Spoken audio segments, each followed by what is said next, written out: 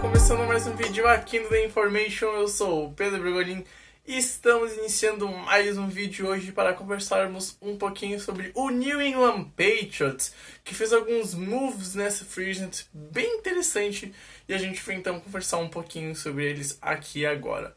Antes disso, só pedindo já para se inscrever no canal, deixar o like, ativar o sininho das notificações para não perder nada da Information. E por último, espalhe esse vídeo por aí, ajude a Information a crescer, compartilhe o link para seus amigos, grupo de WhatsApp, Facebook, Insta, Twitter, para todo mundo. Pode espalhar o futebol americano aqui, claro, sempre debater um pouquinho sobre ele, certo, pessoas? Enfim, vamos falar um pouquinho dos Patriots, que foi talvez o time mais interessante a se acompanhar nessa free agency, porque de fato contratou muita gente e gastou muita grana. New England era a franquia que estava na terceira colocação dos times que mais tinham cap para gastar, e assim o fez, né, durante a última semana.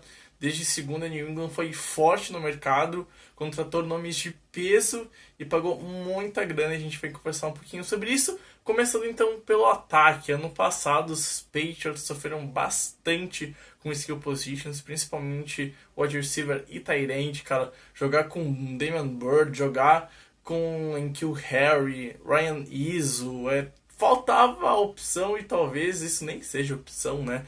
São jogadores que talvez botando um cone lá rendiam mais. E o fato era que o Ken Newton sofria muito por não ter alvos, aliado assim o Ken Newton que passou muito mal a bola. Ele demonstrou muitas fraquezas como passador, precisão, os pés, o trabalho de pés dele não foi muito bom. Enfim, não foi um bom ano para o Ken Newton passando a bola, e sim foi um bom ano para o Ken correndo. O Ken Newton correu para 12 TDs, foi o melhor QB nesse aspecto da NFL. O jogo terrestre de New England foi o melhor da NFL e em determinado momento terminou o ano como top 5 da liga. Então os Patriots tinham um ataque que corria muito bem e que passava muito mal. Isso também refletia-se na OL, que não existia proteção para o passe para o Ken Newton. Era pouco apoio para o Ken, tanto para quem ia receber e para quem protegia ele, e era oposto para o jogo terrestre, né? Então o New England era um time muito desbalanceado no ataque. Então, para isso, o Bill Belichick logo de cara vai e contrata os dois melhores tight ends da free agency, né, para a franquia, que é o Jonnu Smith e o Hunter Henry. Estavam nos Titans e nos Chargers, respectivamente, agora vão para os Patriots, com um contrato longo de 13 e 4 anos, gastando muito dinheiro por uma posição que New England não tinha nenhum grande nome no último ano, e dando apoio para o Ken Newton, né? Dando apoio para o quarterback da franquia, seja ele o Ken ou não, porque pode que o Ken não seja o QB para a franquia para o próximo ano, seja apenas um reserva. Afinal, o Ken Newton também renovou por um ano, e aí então a gente vai entrar no primeiro aspecto interessante dessa free agency dos Patriots. 2 tight ends titulares New England trouxe. É isso, são os dois melhores da free agency. E se o Hunter Henry ficar saudável, conseguir fazer isso, algo que ele vem lidando e melhorando nos últimos anos da sua carreira, ele começou na NFL e teve muitas lesões desde que foi draftado, New England vai ter 2 tight ends, cara, titulares. E a gente vai ver muito pacote 12, muito pacote 22 com os Patriots, que são os pacotes que tem 2 tight ends em campo. New England no ano passado foi o time que menos usou pacotes com 2 tight ends em campo. Apenas 33 snaps disso. Os tight ends dos Patriots, cara, foram nulos, principalmente na red zone. Para ter noção, os Patriots, seus QBs, né, tanto o Cam quanto o Jarrett Stidham e o Brian Howard, tiveram 8 TDs na red zone. E aí, então, somente o Jonnu Smith teve 8 TDs na red zone no passado. Então, um tight end teve mais que todos os alvos dos Patriots na red zone no passado.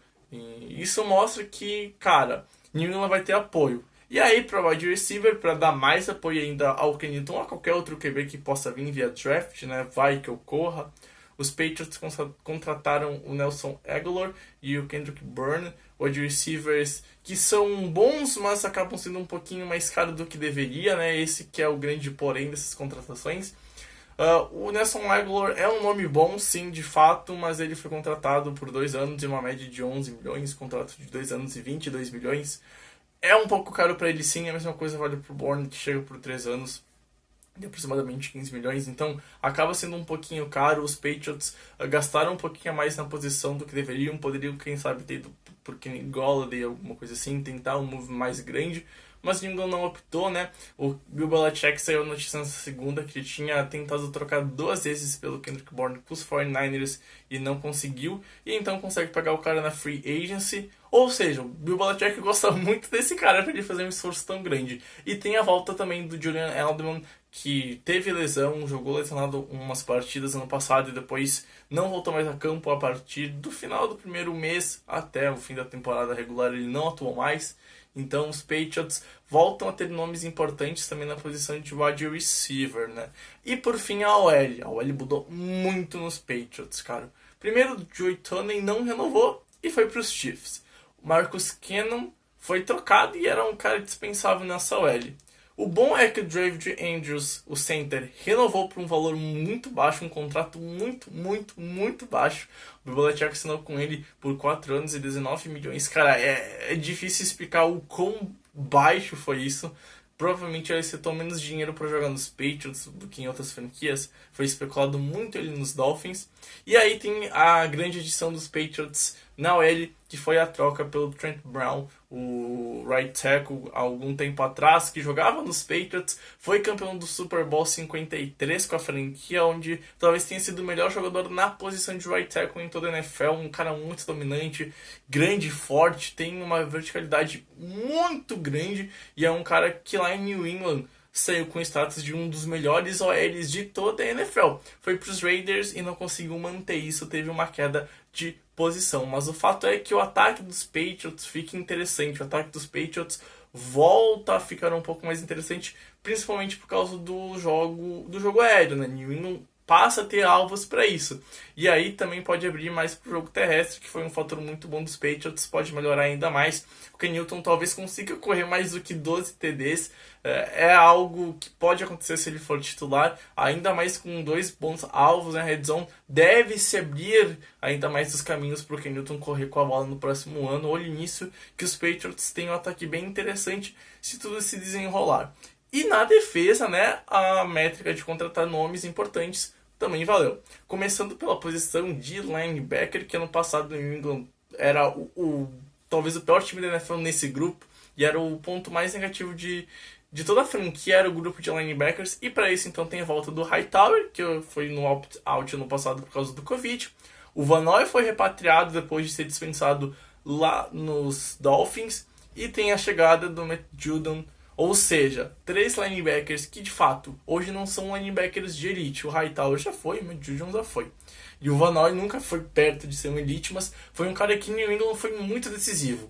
E aí então tem 3 bons nomes para uma posição muito importante da defesa. Os Patriots voltam a ter um pass rusher voraz, parecido com o que tinha alguns anos atrás, no papel. Importante, tudo que a gente está falando aqui é no papel. E é um time que passa a ter uma defesa interessante. Ano passado essa defesa em alguns momentos flertou em ser top 10, mas não tinha calibre para isso, não tinha essa malemolência para, quem sabe, ser top 10. O que muda aqui?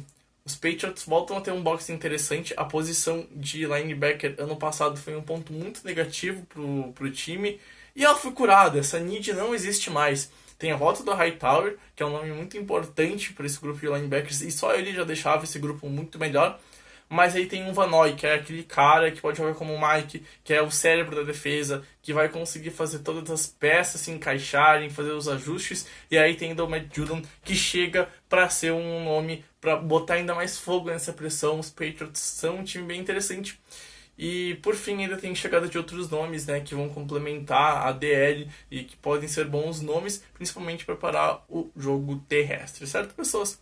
Para finalizar, então, a secundária tem a chegada do Jalen Mills, que vem da franquia dos Eagles, e ainda tem a permanência do J.C. Jackson. Ou seja, New England tem um bom trio de corners, né? O Stephon Gilmore, que foi defensor do ano em 2019, tem o J.C. Jackson, que ano passado bateu o recorde de interceptação por um Patriot em um único ano.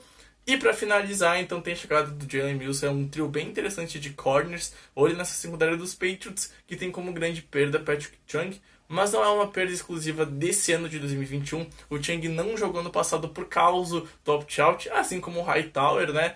E esse ano ele ia retornar, mas optou por se aposentar. termina uma carreira então que começou em 2009, foi draftado pelos Patriots, tem 3 títulos de Super Bowl, né? Ganhou 49, 51, 53 e assim optou por se aposentar. Tá, então quer dizer que tudo isso Pedro vai dar o título para os Patriots? Longe disso, a divisão ainda é dos Bills. Os Bills ainda é o melhor time e os Patriots têm que provar que pode disputar contra os Dolphins uma vaga de wild card.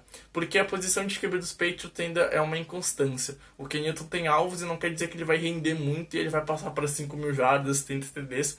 Na verdade pode passar e deve passar longe disso. Mas os Patriots estão melhorando seu time, seja por Ken nesse ano ou para algum outro QB em 2022 ou até mesmo nesse 2021. Os Patriots estão unindo o seu time e isso é importante, não significa que vai dar o título hoje, amanhã ou em 2023, enfim. O que importa é que os Patriots estão voltando a montar um time e esse time sim pode ser competitivo e sinceramente deve ser. Um time treinado pelo Bill Belichick. No passado a gente viu um time que estava longe de ser talentoso, principalmente no ataque. Os Patriots foram até o finalzinho da temporada brigando por playoffs. Então com um time melhor, com alvos melhores, com a chegada de 2 grandes tight ends, com a possível melhora da OL para o pass protection, cara, esse time pode melhorar e pode ir além no ataque.